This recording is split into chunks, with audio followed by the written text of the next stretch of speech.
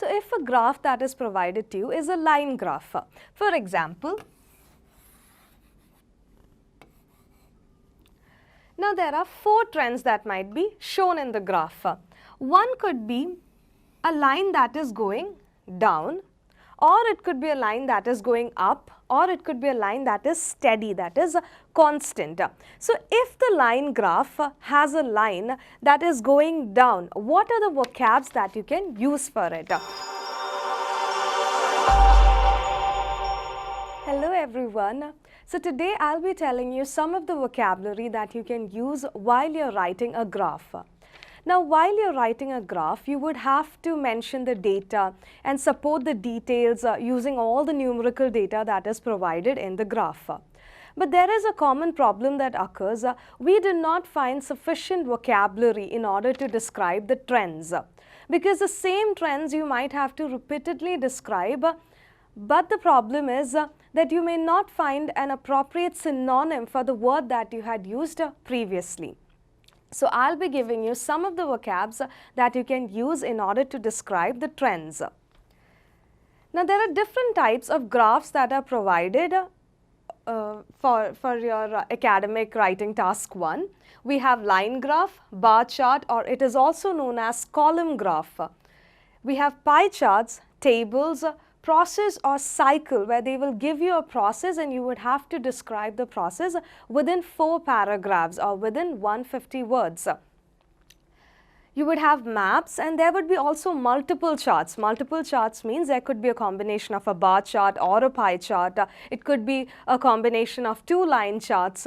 So based on multiple charts, you would have to describe both the charts within 150 words, or at least there should be 150 words. Now, how to write a graph? We would have to write it in 4 paragraphs, as I mentioned. Now, when you're writing a graph, there should be an introduction, there should be an overview. Now, introduction is basically paraphrasing the question. What do you mean by paraphrasing? Paraphrasing means you would have to write the question in your own words, but it does not mean literally changing all the words of the questions with a very bombastic word. It means that you have to change the question conveying the same meaning in your own words. You do not have to use the same words. After the introduction, you write an overview where you're going to mention all the general trends that are being mentioned in that particular graph. Sometimes we would look at the general trends, sometimes we won't look at the general trends. I would be telling you about this in another video. Now, right after that, after the overview, you would have to mention if it's a line graph and there are 4 lines that are being given in the graph. So you would have to divide those 4 lines. You would have to mention the trend of those 4 lines in the next 2 paragraphs. So you could take the first 2 lines and then you could take the next 2 lines in the another paragraph. So this is how you would have to divide your body paragraphs. I would be telling you all this in the coming videos. And finally, you do not have to write a conclusion for this graph, because see, some people after the introduction, they would mention the body paragraphs and finally they would write the overview.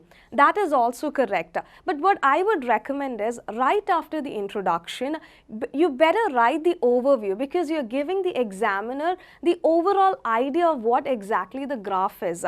Because it is not necessary that the examiner might have seen the graph.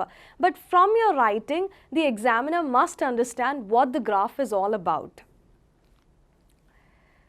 Now, in case of a line graph, or be it a bar graph or any kind of a graph, you would have to mention the fall and rise of certain things.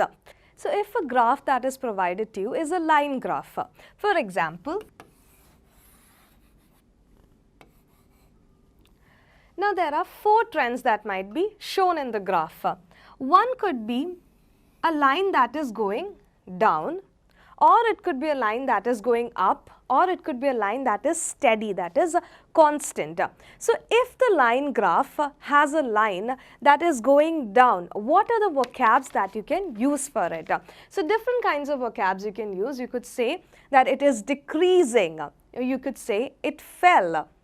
Could say it dropped, declined, came down. So these are some of the vocabs that you can use in order to describe a line that is going down. Let me give you an example for it. The birth rate fell sharply. The birth rate. For example, if this line is representing the birth rate, how will you write it? You could write the birth rate fell sharply. Okay. So fell is the vocab that we have used. Now, if you would have to mention the same thing in another line, if you are trying to mention the same thing in another sentence, how will you say it? You could say the birth rate went down significantly. So you could change the vocabs. Instead of using decreasing every time, you could use some other vocabs such as decline, dropped, fell, or came down. Okay. Now, what are the other vocabs that you can use? Now, if the line graph has a line that goes up, what are the different vocabs that you can use for that? You could